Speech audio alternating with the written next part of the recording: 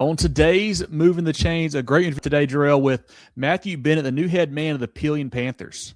Yeah, it's great to catch up with Coach Bennett again. As he tackles his new adventure at Pelion, got some head coaching experience under his belt, well respected around the state, well known, well liked. So we know he's going to do a great job there. He's a guy that likes to be in the small town, be in that community. So I know that community is going to, rally around him and get this program.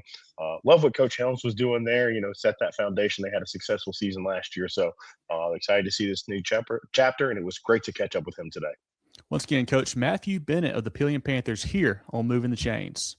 Get ready for the ultimate South Carolina high school football experience with Movin The Chains. From previews to recaps, we've got you covered. Dive into our expert preview shows, predicting winners and sharing insights. Then join us post-game for the thrilling recaps, exclusive interviews, and highlights you won't find anywhere else. Plus, connect with fellow fans on our Friday night spaces on Twitter/X. No one covers South Carolina high school football like us. Join us at Movin Chains on all social media platforms and visit movinchains.com today. Welcome into Moving the Chains, brought to you by Founders Federal Credit Union. I'm Kevin Thomas alongside Jerel Hendricks. Got a great interview today, a very special guest, the new head coach of the Pelion Panthers, Mathew Bennett. Coach, how you doing today? Doing great, man. Honored to be a repeat guest here on Moving the Chains. Appreciate all you guys do. Y'all do a phenomenal job, and I enjoy listening to your stuff. Y'all talked to a lot of really good football coaches and great dudes. So I appreciate all y'all doing for the sport, man. It's big time. Well, we appreciate the kind words, Coach. We appreciate your time as always as well. If this is you guys' first time tuning in, be sure to follow us on Facebook, Twitter/X, Instagram. You can more at Movin Chains, our website, movinchains.com, and our podcast on Apple, Spotify, Google, and more. Coach Bennett was hired in March. He's been the head coach at 96 for the past 3 seasons. Prior, he spent time at Clinton, Woodmont, Westwood, and Boiling Springs. Coach, let's start with the transition. What was that like, getting from, I guess, Greenwood down to Lexington 1 now and becoming the head man there at Pelion? Well, I was really fortunate. We loved our time in 96, and we're able to do some good things there, and just a lot of great kids. I actually just went back for their graduation the other day. My wife is still finishing out the school year there. But the transition, the thing that I think I was most proud of was we played Pelion all 3 years I was at the head coach at 96, and developed a good relationship with Coach Holland through his last 2 years. And then his first year as just the AD, when the job came open, I'm friends with Coach Helms, and obviously, think a lot of Coach Holland and got to know him pretty good over the previous 3 seasons. And our strength coach here, Aaron Cottingham, and I have known each other for several years. And we coached against, when I was at Woodmont, he was the strength coach, and he did special teams and outside linebackers, I believe, at Westside. And they were really, really good when Coach Early and those guys were at Westside. And so our relationship dated back to then. And, Coach C reached out to me and asked me what I thought about, the position here. And I said, well, man, the first thing I got to know is you staying. And he said, man, my son loves it here, and we want to stay at Pelion. And I was like, well, if you're going to stick around, I think it's a great opportunity. So, we pursued it and went through the interview process, and was fortunate enough to be offered the job here. Principal Bishton, Sean Bishton, and athletic director Dan Holland, and all the committee. Chad Leapart, district AD, who he's retiring and he's going back into coaching, which is great for him. They felt like it was a good fit as well, and like I was telling you in the pre-interview. Which we had a fire drill, by the way, guys. This isn't going to be in the live tape, but just know that we had a fire alarm here that's Coach Holland texted me back to let me know it was just a drill. But when I was telling you, Lexington 1, very fortunate school district like Lexington 1, when they want to hire you, they want to hire you right then. So we had to get the 2 districts talking. I got released from my contract for the remainder of the year at 96, and started here. Was fortunately able to start here in the building in mid-March and meet the guys, and we had some OTAs in March, and we did spring practice, and now we're we're rolling into the dog days of summertime. So been really good. Kids are working really hard. We're putting the finishing touches on staff. Really had some really good pieces here. We felt like staff-wise, obviously Coach Cottingham, I think he's one of the best strength coaches in the state. He's been around and been in some big programs and did a great job here in just a year with Coach Helms. And, I had a lot of respect for Pete before I got here because of Coach Holland and Coach Helms. And, now that I've gotten here and you go all the way back to Coach Freeman, and Coach Holland and Coach Helms. I mean, Pelion's definitely got a type, offensive line guys. But it's a great little community and the kids are working really hard and coaches are getting after them. And we were able to bring a former player on the staff here to coach the offensive line, which, offensive line means a whole lot to me. So it means a lot to me to have Coach Lawson here who played for us at Clinton. And he actually started his career coaching with us last year in '96. He was at our middle school. And, kind of have at least one familiar face to bring with me. And then, like I said, Coach Cottingham, can't say it enough, man. He gets after him. He does a great job. He's also our defensive coordinator. And but the transition's been smooth, man. We just moved into our house and had some shout out to my guys, my 96 guys. Had 96 guys load the U-Haul up, had Pelion guys unload the U-Haul in Pelion. So it was that's one of the perks of being a high school football coach is it's, they'll do about anything for some food. So that's right. Gotta love it. Coach, before we get into your plans for the future of this program, what you've been able to develop so far since mid-March, I want to talk about you, in your coaching career. Where did you get started, and what led you to getting to the point of, being the head man in Pelion? Well, and I tell people all the time, I'm really lucky to be where I'm at. And I'm really lucky that through any sport I ever played, I was always very fortunate. It felt like I had really good coaches that cared about me and didn't mean they weren't hard on me, but like our middle school football coach, Rick Phillips at Ewing Middle School, when I was getting out of high school, he was having some shoulder surgery, and I, talked to him about wanting to coach a little bit. And he said, why don't you come in the summer and help me in the weight room? Because he was going to be hurt, injured or whatever. So I went back and showed, helped demo some of the lifts and things. And that turned into, thought I was just going to do it in the summer. And then at the end of the summer, he's like, why don't you coach the offensive line? And ended up coaching offensive line, a little bit of defensive line, ended up doing that for 5 years. That went from 5 weeks to 5 years really quick. And I was in college, I've made the joke a lot, like the Tommy Boy joke. A lot of people go to college for 7 years. They're called doctors. Well, I went to school for 7 years to get that 4-year degree like Tommy Boy because I didn't know what I wanted to do.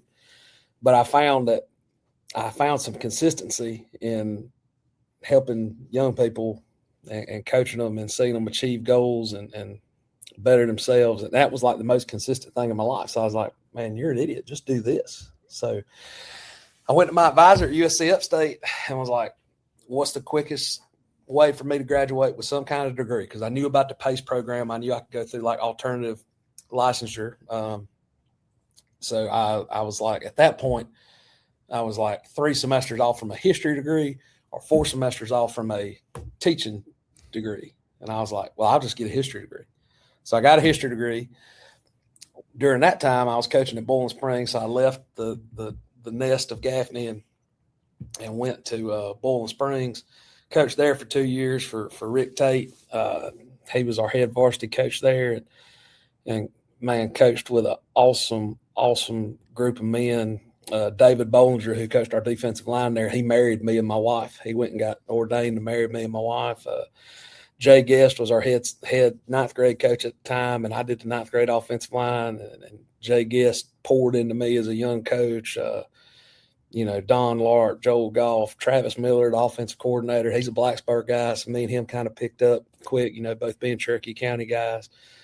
That staff there's no way I'll name them all, but I'll forget. But I ended up meeting like Chris Lewis, the offense coordinator at Woodruff. Me and him become really good friends. He was in my wedding. James Newell, James Davis, who was a coach at Gaffney as well. That staff of men really laid a great foundation for me and all the other young coaches that were on the staff, like Matt Gosa, who coaches linebackers at Bowling Springs. He's still there. He was on that staff with us, and we were on the 9th grade staff together. We just had a great group of guys, kind of showed you how to do things the right way and, develop that no job too small mentality. Like I thank Jay Guest all the time. One of my jobs was before 9th grade football practice started, I was the guy who went and filled up the water bottles. And I thank him at least once a year because you know what? If the water bottles ain't filled at Pelion High School, I know how to do it. So, that was a great group of guys there. And great kids, man. God almighty. We were looking at it the other day, like Jake Williams, the offensive line coach at Clinton. He played at Bowling Springs during that time. Philip McDowell, the offensive line coach at Bowling Springs. He played there at that time. There's one of them, Philip Lark's already gone into administration, but he coached. And Samuel Sparky, he's coaching in the Dorman, I think he's at one of Dorman's middle schools, and he coaches track, and he's a special ed teacher like that. Just a great group of kids, great group of coaches. I couldn't have went into a better like first high school job type situation than I had there. And I went to Westwood and worked for Dustin Curtis his first year as a head coach, and first time being out of the upstate. We had a tough year on the field, but there was a lot of good things going on there, and Dustin ended up doing well there. I only stayed for the 1 year. Me and Matt Quinn both were there for 1 year and then left. Matt actually went back to be the head coach there, but we both left for different reasons, but they were both good, I guess. But I enjoyed Coach Curtis. I still, me and Dustin give each other a hard time, but I learned a lot from him, and it was his first year. It was his first time as a head coach, and I've been in that chair now, so I know how difficult it can be. But, man, I learned a ton from Dustin. He's from an organizational standpoint, and he's ball coach now too. I don't want to take nothing away from him there, but I'm saying like all the other stuff about being a head coach that especially today in 2026, you need to have it in front of your mind. It's not like coaching back in, 1985. But then I left working for Coach Curtis at Westwood after a year to go work for one of those old school cats. I went to work for Jet Turner at Woodmont, and I was with Jet for 2 years. Coach Turner, I learned the double tight, double wing from him, and learned a lot of contrarian football, flex bone, triple option, split back veer, double tight, double wing. He's like a savant in the double tight, double wing. Watching him call double wing offense is like watching Picasso paint with watercolors. I mean, he's the best, but I learned a ton of football from Coach Turner. And being able, when we got there, it was not a great 5A program. And in our second year, we played for a region title, and I was able to watch how Coach Turner, and he told me when he hired me, he said, if you want to be a head coach, come here and get a close look at a turnaround. He said, because we got a lot of work to do.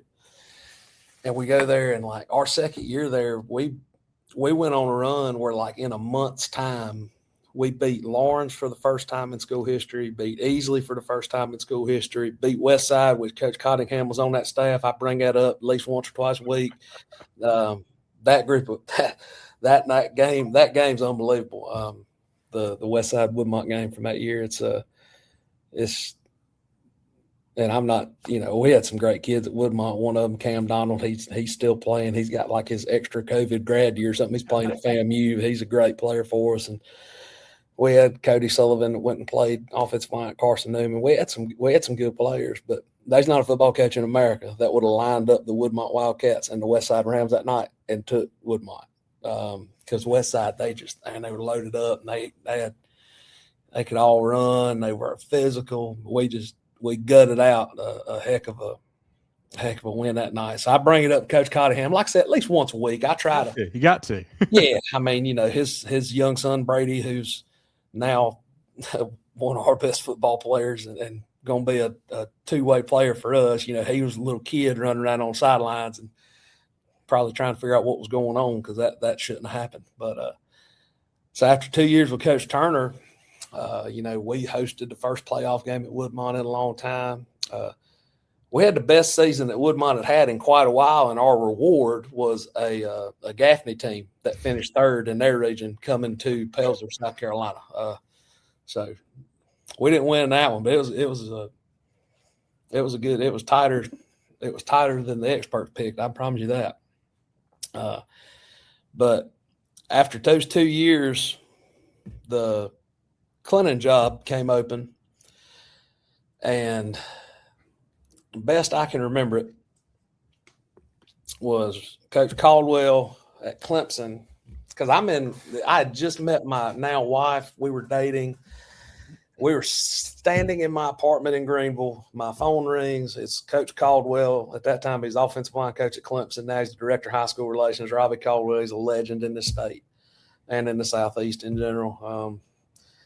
He's calling me, and my wife's a big Gamecock fan, and Clemson had just won the national title. So I was like, hold on, baby, the national champs are calling. And she didn't care for that. But I answered the phone with Coach Caldwell, and I said, hey, what's going on? He said, hey, man, I was just thinking about you. I just got off the phone with old boy from Lamar, just got the Clinton job, need some help. I wanted to know if I'd give him your number. I said, Lamar? Like, that's, and I was like, yeah, Corey Fountain. He's at Lamar. Okay. So I was like, all right, well, Coach Fountain at Lamar got the Clinton job. That's how I found out from Robert Caldwell on the phone.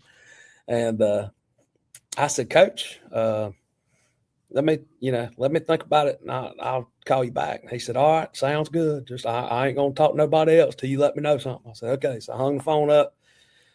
I looked at my wife, and I give her all the credit in the world for this. Jordan Bennett she's the best coach's wife in the world. She's also a coach's daughter. Her dad had coached running backs for 10 years or so at BHP, and he'd coached boys basketball there and track and a little bit of everything. But he was at BHP when they won the state title in 2004. So he was at BHP during one of BHP's greatest 8 to 10 year stretches right there in the early 2000s and on into the 2010s. And I told Jordan, I said, Coach Caldwell wants me to talk to Coach Fountain, just got a job at Clinton. I said, I don't know anything about Clinton. All I know about being from Gaffney is you drive through it to get to Lake Greenwood. And I know they were really, really good at football in the 70s because, they were like team of the decade in the 70s and stuff. And my wife said, Matt, when my dad was coaching and I was a little girl, Clinton was the place I hated to go to the most.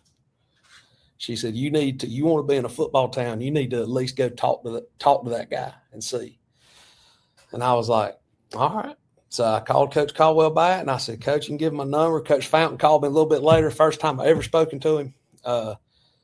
And I answered the phone, and we talked for a minute. And I said, well, Coach Fountain, I said, the only 2 things I know about you is you won a lot of football games at Lamar, and your sister married below her means. She's married to Justin Crocker. So I made that little joke because Croc's my boy, and he's like, oh, you must know Jut. And I was like, yeah, I know Coach Crocker well. And we just kind of picked up. I went to Clinton. I hung out with Coach Fountain for a little while. And, man, you could just tell by being around that guy, like, he's going to do really well. So I was there for 4 years. And in those 4 years, I'm going to tell you, it was a grind. Those first couple of years, first year went 4-7. The next year was the COVID year, and we went 3-3. And I think we lost those 3 games by 18 total points. So, we just missed the playoffs because that year they only took the top 2. Woodruff finished second in the region and went to the playoffs, and we beat Woodruff by 20. But we had lost a game by 1 to Broome, a 7-point game to Union, and I think Chapman beat us that year by 10. But just three, like we were making those gains and you could kind of see that it was coming along. And the next 2 years at Clinton, we were 24-3 in 2 years. Two just phenomenal groups of kids. And, the offense was, I tell people all the time, the 2021 Clinton offense and the 2022 Clinton offense, both of them were 40-plus points a game offenses, but they were different. Different personnel groups, like 2021, you had Davis Wilson at quarterback, really good, solid kid, could do the option stuff, could throw the deep ball shots, and then the next year you had Austin Copeland, who he could spin it too, but he could also, he was really fast and really explosive in the run game. He wasn't necessarily looking to run anybody over like Davis looked for contact. Austin was trying to outrun everybody and a lot of times could do it. And then he gets hurt, and then Bryce Young comes in and plays. So, we and he did a good job for us too. We were pretty good on offense both those years. Good on defense too. Coach Campbell did a phenomenal job once he come in on the defensive side of the ball. But after those 4 years, I was fortunate to get the opportunity at 96, and we was there for 3 years, and that through some, went through some adversity. Ain't no doubt, but we're able to do some good things there. We played for a region title there year one, and I got a couple I got the Index Journal Coach of the Year award. I got the Pinky Babb Coach of the Year and the Shell Doula Coach of the Year awards, which are really cool to me. Being a Gaffney boy, he got 2 awards named after Greenwood head coaches. So me and Coach Liner, we give Chris Dotson and Ware Scholes and I give Coach Liner a hard time about that because Dotson's won the Pinky Babb award too. And, Coach Liner hates Gaffney. So two Gaffney boys win it in the last 3 years. We try to give him a hard time, but made some great relationships, made some great strides in the program as far as infrastructurally, getting things like football class established and, getting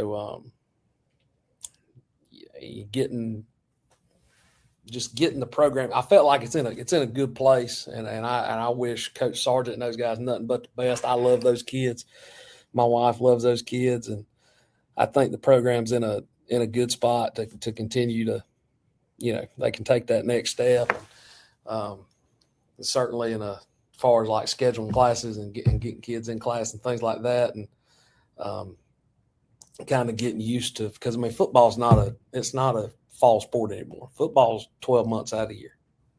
Really the only way to not be doing a bunch of football stuff is play another sport, which is what I encourage kids to do. And at 96, we had a lot of that. And we got a lot of that here at Pelion too. So that's one of the things I like about the smaller A schools is just you get more multi-sport athletes. And like, man, I love going and watching the kids play basketball in the winter. I love going to watch them play baseball in the spring or run track. We got the 100-meter state champion in track here at Pelion, Jonathan Davis. Watching him run is really, really impressive.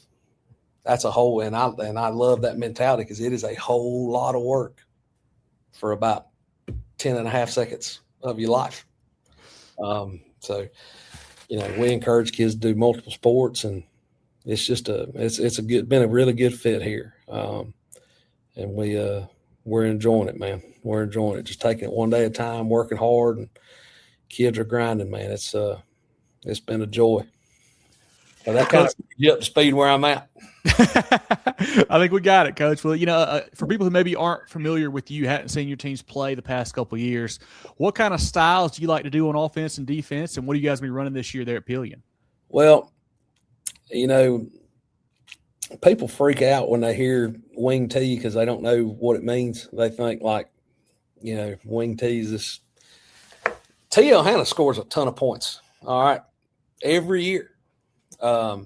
We're not that they're the true Delaware under center, but we're going to be similar to what we were at Clinton and at 96, pistol. We're going to be in the pistol. We'll get under center sparingly, but not to run our base offense. We'll be in the pistol. And believe it or not, Alan Moore, the returning quarterback here at Pelion, he's 6'2", 6'2.5", and he can spin it.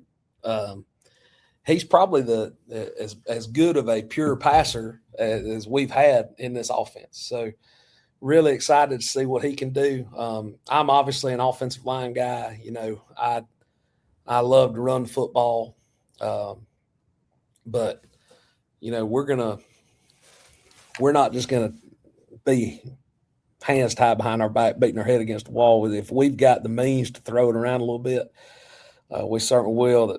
The thing with me and other like Coach Tone at Tijuana, people think Coach Tone doesn't like to throw the football. That's just not true. He just doesn't like throwing it for the sake of throwing it. And I'm the same way. I like to throw it for keeps. Like if I'm going to throw the football, let's try to go over the top.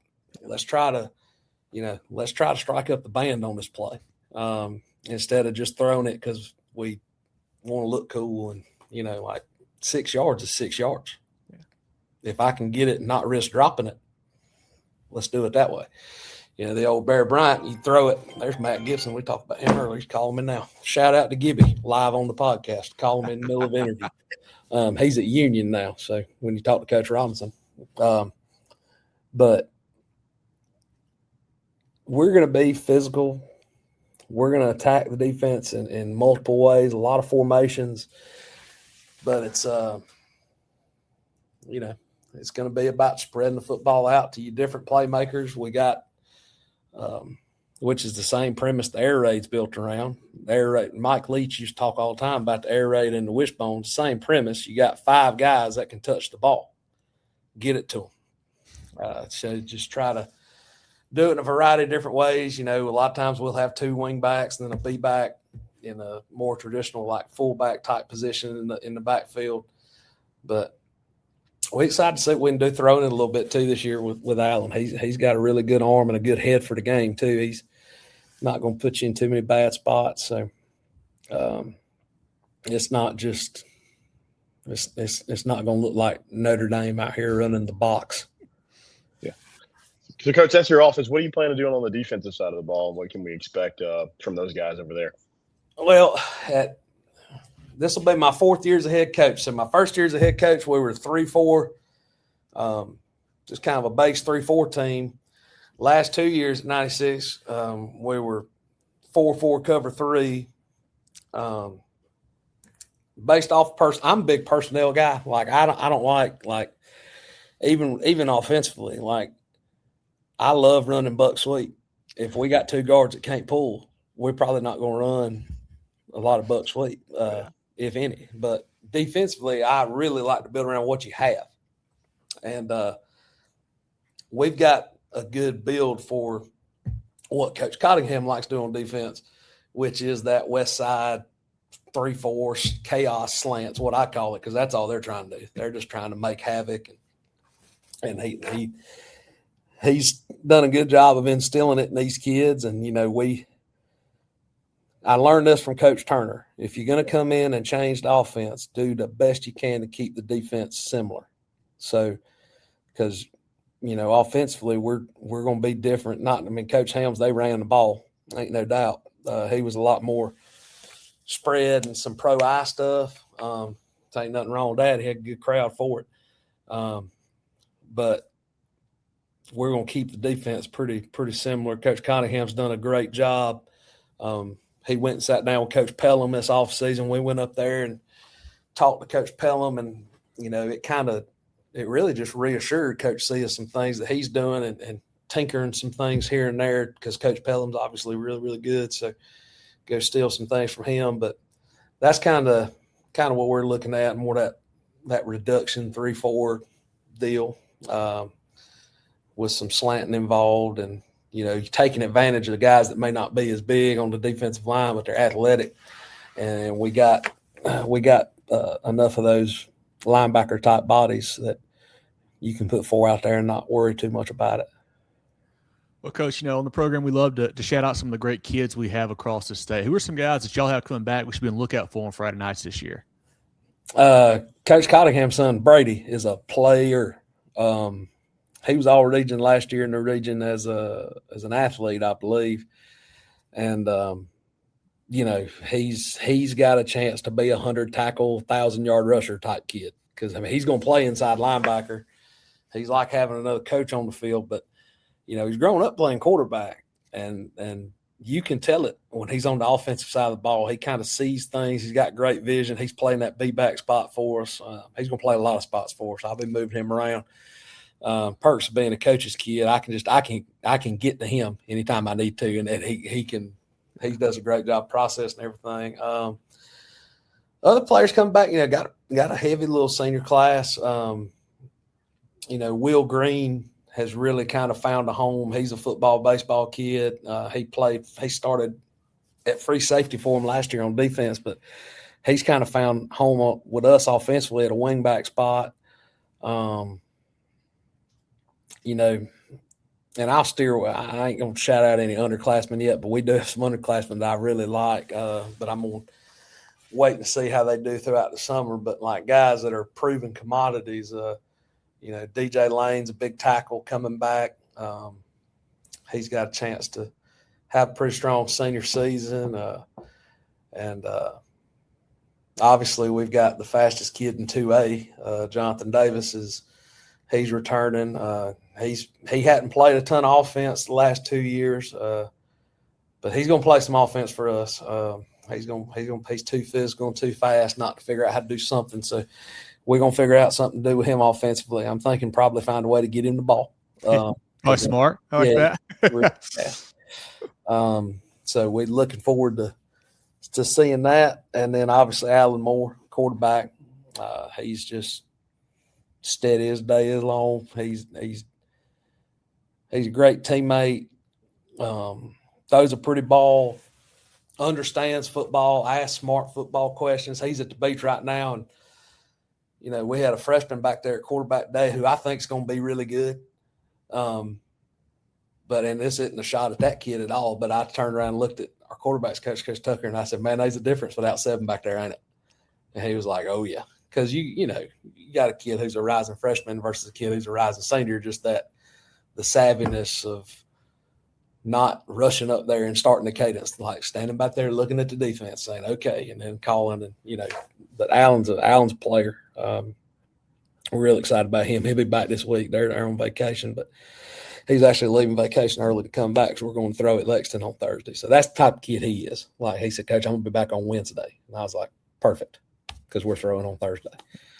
But those are some seniors. And like I said, we got some pretty strong players who are going to be in the 10th and 11th grade, but I'm going to let them kind of earn their way a little bit before I start shouting them out on Moving the Chains. That's right. I like that, Coach. Coach, we're catching you as we go, really get into the off season. But you mentioned you were hired in mid-March, able to get in the building and actually get your eyes on the players. So you got to do some off-season workouts, but more importantly, got to do spring ball. What were you able to learn about your team this spring as you go into this off-season, workout program with 7-on-7 and into fall camp? Well, so the way we do spring ball is everybody practices both sides of the ball. And long term, naturally, now I think here at Pelion is they're a 2A school. Like multipliers, all this stuff, like Pelion belongs in 2A based off the numbers they have. Whereas at 96, we were kind of thrust into 2A, really playing 1A numbers because of it's kids coming over from different school districts to go to school in 96, which I don't blame their parents one bit. Great school district over there. But the numbers issue, I don't think will be as big of an issue here. Like we saw a bunch of kids in the spring. So one thing I was able to learn is there's some kids here that, me showing up may have been really good timing for them because they're getting a new lease on life or, a second chance that, because that was the thing. I come into it and I'm like, everybody's got a clean slate because I don't know anything about any of you other than what you've done in the weight room or 5 days in March. I mean, we had good numbers meeting at going for an hour, 7 a.m. in March, 5 different times. We had pretty good numbers at that. So they've done a real good job of showing up. Now, obviously, we had some, baseball, soccer, track. I mean, JD, we didn't see JD but 3 times all spring. And I'm glad because he went out and won the 2A state championship in the 100. So, it was kind of learning some some younger kids seeing what they can do. We make them practice both sides of the ball because I want to see, sometimes you get a kid that he's the fourth corner, but he might be your second best wing back. Or, there might be a kid who, I can think of, I made a position change. The great thing about being head coach now, sometimes you don't make suggestions, you make decisions. So right. Like today, walking out to the practice field, I told a kid, hey, you're going to be back today. And he was like, not wing. I said, no, sir. We tried you at wing all spring. You are going to be a natural fit at B-back. And he said, yes, sir. And he went out there and practiced at B-back, and he's going to be better there. But getting a chance for those kids, that's another thing. Like in spring, you let kids try positions that they think they're going to play. And you don't really lose anything. You let them try it. And then in the summertime, you just kind of move them kind of where they need to go. But we didn't have anything crazy. Like we didn't have any offensive linemen trying to go play receiver or anything like that. So that was good. We have had a tight end or two have to take the old walk down there to the O-line drills. And it's always good to, it's good to crush. If you're going to crush that dream, it's good to crush it right now. Like go ahead and get out in front of it. Like, hey, you probably going to play center or tackle. And then they're like, most times they're like, yeah, I understand. Because they went out and tried to run routes. And it's like, son, we can't protect that long. So, but other than that, that was the big thing about the spring was getting them out there, watching them fly around, seeing who was going to be competitive and try to get better every day. And just, that was kind of our things. Like, can we be better today when we were yesterday? Identify something you didn't do well on today and let's try to get better at it tomorrow. And when you practice both sides of the ball, you give more opportunities for kids to see some improvement. So, and we found some diamonds in the rough. Coach Cottingham's got some kids on the defensive side that they may help us on Friday night on defense, but offensively they hadn't really found their niche. So those kids are going to now be a lot more defense. So they could get better at something, find something they're good at and really take advantage of it. Because obviously we don't want 11 guys playing both ways. We're now the summertime's about taking this. We got a list of just offensive guys, a list of just defensive guys, and two-way guys. Well, we're trying to take this two-way guy list and narrow it down. So that way you really just got, a handful of guys that are true two-way players, and then even smaller group in that group, true two-way starters, like Brady Cottingham. Like he'll probably be a two-way starter. So that means whoever's playing behind him on offense and defense, those are very important positions because they got to be able to go because playing every single snap of a football game is a tough thing to do. So it kind of gives you a chance to identify stuff like that and figure out who fits where and making slots for people to have some success. Coach, it seemed like this program really took a nice step forward last year. But when you came in, what was one thing you're like, hey, I really want to implement this or change this to hopefully continue that growth and that upward trajectory for the Panthers? That was one of the things I said. I said this in an interview, and I said it to the team in my introduction. I wanted them to understand two things about me in my first meeting with them. One was I'm coming to Pelion, and we're living here, and I'm not like this. Like I'm not, and I'm not taking a shot at Corey Helms at all. Corey did a phenomenal job here, and he took the Chapin job. That's a great job for him. That job ain't for me. I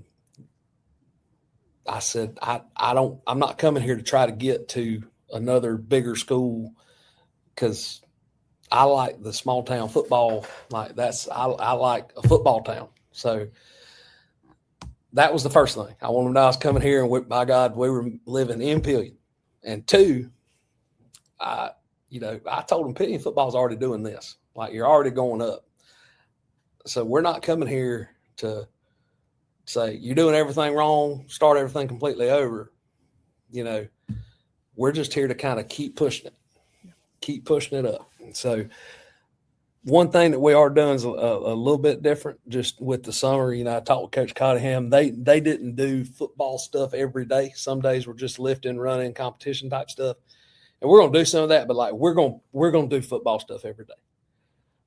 That was one thing, just like with learning a new offense. And, you know, we did football every day at Clinton. We did football every day at Woodmont. We did it every day at 96. Like, unless we're doing something like a service project or something like that, like we're going to get some time on the field. And the only thing that's going to get me off the field is lightning. So if we'll play in it, we'll practice in it. So we're going to get some football stuff done every single day. Aside from that, I mean, Coach Helms he left, you know, I tell him all the time, thanks. He left things in great shape. The only thing that was really in disarray was his office. And that took me a long time to clean this thing. I give him a hard time about that. My goodness, it was quite the undertaking getting this thing cleaned up. But other than that, pretty good spot, I think. And I think he found some similar when he took over for Coach Holland. Like, Coach Holland was head coach here for 10 years. Like, he did a lot of really good things. They had some good things. They won region championships here, things like that. Like the bones of everything he needs here. Now you just kind of take it and mold it into what you want it to be.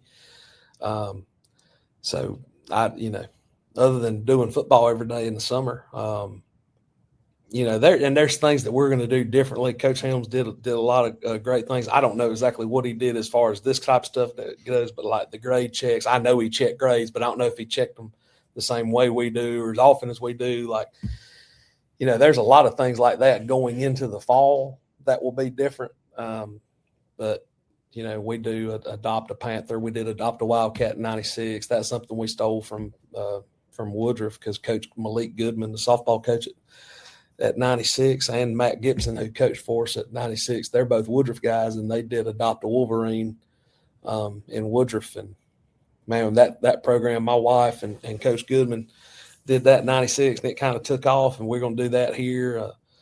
You know, it's stuff like that's going to be a little bit different. And but as far as like wholesale changing other than offense, Coach Helms left this thing in good shape. We're just trying to keep it on that upward trajectory and keep them working, keep them getting after it every day. So I appreciate Corey for everything he was able to do here. Coach, you mentioned it. Like, one of my favorite things about, you know, football in the state of South Carolina is those small towns. I know we have the big metro areas that are turning in, you know, and producing some great football players, and there's some great programs there. But I love those Friday night lights in the small towns. You mentioned how important it was for you and your family to get in Pelion, in that community. How has that been, you know, adjusting there, and how has the community been able to support your, you know, program and embrace you as you've, you know, become a part of the community there? Well, I tell you, it's been really good so far. We've got a lot of so like Corey Helms did a great job with the scoreboard sponsors. So I'm going around now and talking to those folks. You know, and there's obviously stuff like that with sponsorships and money and things like that. But like just today, there's a lady that works in our building. Her name's Casey Pageant. I told her I was going to shout her out on the podcast because she does a phenomenal job. She's one of them, like her job title. She's actually changing jobs in the building. He's not 100% sure what she does, but she's really good at it. So she got a church, Mount Horeb in Lexington.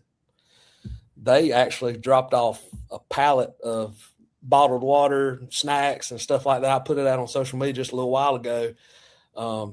So like you have them, we have a Radius Church here in Pelion that's already reached out, and they're going to come out and they're going to feed the guys. And we host Ware Shoals, my boy Coach Dotson. He's going to come down here. Y'all have got to get him on this thing. I don't know how many coaches at Ware Shoals it would take to get him set up like this, but y'all have got to try to do that. Dotson, that'd be electric.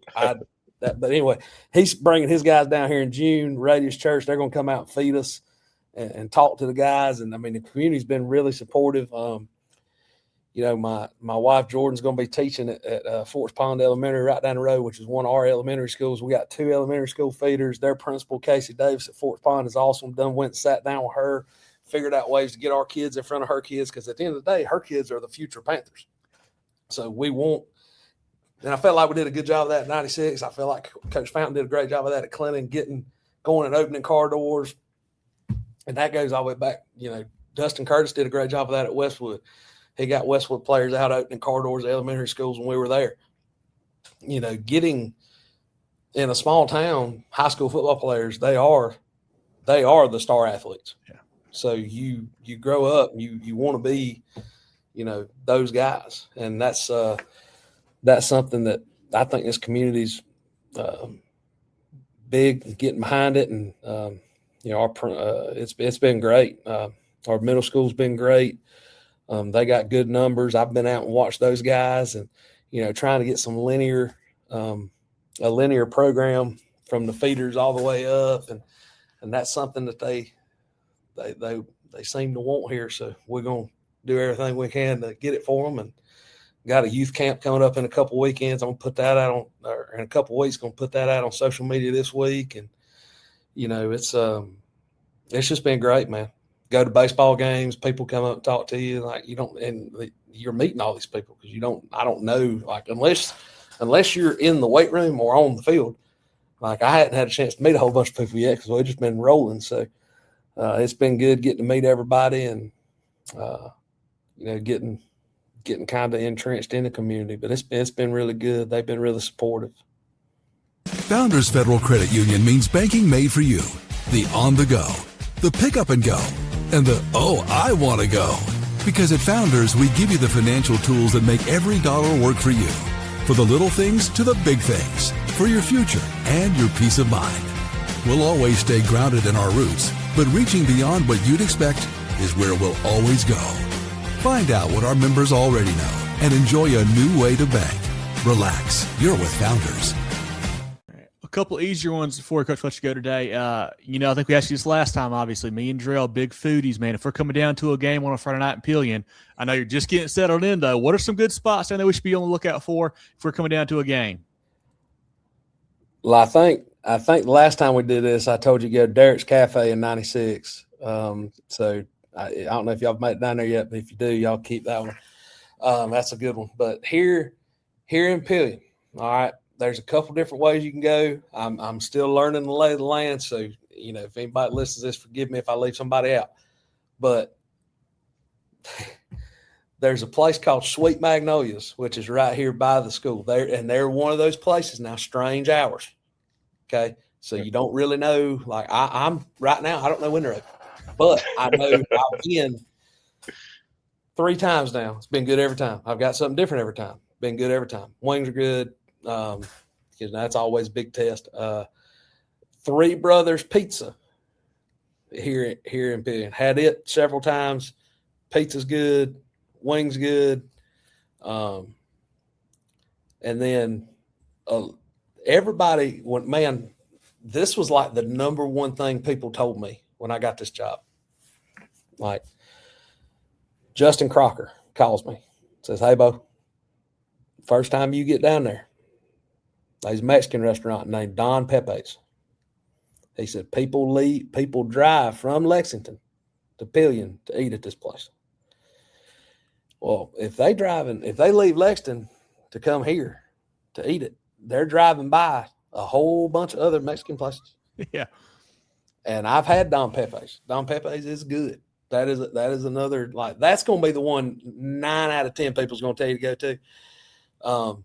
But if you're not in the mood for Mexican, Three Brothers is good. Sweet Mags is good, and very underrated. Coach Cottingham got me on this. The IGA, the local grocery store here in town, they got like their meats are like barbecue sandwiches. They got like I've never even seen anybody do this. Y'all know, like the McRibs at McDonald's.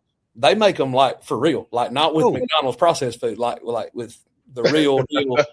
They have like a real McRib, but it's not a McRib; it's just a rib sandwich.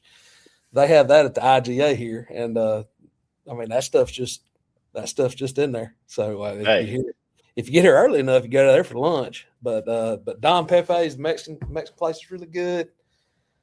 Three Brothers and Sweet Magnolias, all those are solid, very solid.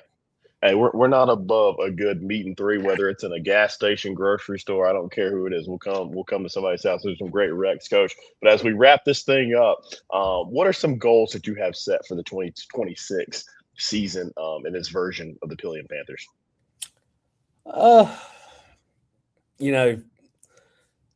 The goals, I think every high school program in the state or in the country has the same, like everybody wants to win every one.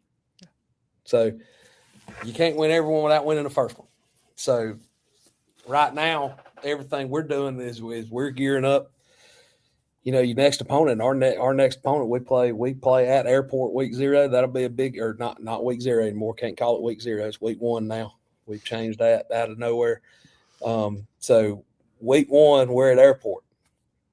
So we want to find a way to give ourselves a chance to win that one. That's a goal that's way out in front of us. Obviously, you want to do well in the non-region. We play in a really tough region. Good thing is I'm used to it. Been in, and the kids have been in it. They were in it last year. We've been in that region for the last 2 years. And, I think that you got to give yourself a chance in every game. And if you prepare for each game like it might be your last one, you lay it all out, give yourself a chance. That's all you got to have. I mean, I told our guys here, like, we came down here last year at 96. We lost Pelion in a great football game. 35-28, I think was the score. And that same 96 team, we come out a week or two later, and we went to number 8, Saluda on the road, and beat them. So in this region, there are no weeks off. So every game's a big game. So, that's a great situation to be in, where every game matters. So I'm looking forward to it, man. But goals, our big goal right now is we're going to try to be better on Tuesday than we were on Monday, and then better on Wednesday than we were on Tuesday. And if you'll stack them days, you give yourself a chance when the ball gets kicked off for real. But we got to attack every day and get the absolute most out of it that we can. We got to squeeze every day out in June and July. This is a football coach's summer, man. June 1st on a Monday, you got 28 opportunities to get better before you actually start practice, man. It's great stuff. Well, this has been great. I want everyone to go follow Coach Bennett and the Panther program on social media. They do a great job updating things about their kids and their program. Certainly check them out on there. Like I mentioned, follow us on all social media. Moving the Chains brought to you by Founders Federal Credit Union. Jerel, anything else for Coach to let him go today? Coach Bennett, we always appreciate your time, coming back on here again. It means a lot to us. Looking forward to this opportunity for you to lead those young men there, and what you're going to be able to do. The pistol is one of my favorite formations in football. I think it might be my favorite since I was a kid watching Nevada play back in the day. Colin Kaepernick. Loved it, man. Yep. I've always loved the pistol, so I love that you're running that. I love watching your offenses at Clinton too. You guys used to get after it, so I know you're going to do great things there. So know that community is going to be happy to have you, and it's really cool that you made that a point like you have in your previous stops to live in that community and be amongst those people. So I know they're appreciative of that. But again, thanks for your time today, and we look forward to definitely catching up with you in the future. No doubt, Coach. We appreciate you, man. Look forward to getting by a game or perhaps get to see you again soon. And best of luck this year, all right? I appreciate you guys, man. All y'all do for high school football here in South Carolina, man. This is one of the greatest states, and I'm proud to be a South Carolina guy. And I think we've got some of the best high school football in the country, and guys like you help get it out there. And we appreciate all you do for all the programs across the state, and today for what you're doing for Pelion. Appreciate it, man. Go Panthers. Get ready for the ultimate South Carolina high school football experience with Movin The Chains. From previews to recaps, we've got you covered. Dive into our expert preview shows, predicting winners and sharing insights. Then join us post-game for the thrilling recaps, exclusive interviews, and highlights you won't find anywhere else. Plus, connect with fellow fans on our Friday night spaces on Twitter/X. No one covers South Carolina high school football like us. Join us at Movin Chains on all social media platforms and visit movinchains.com today.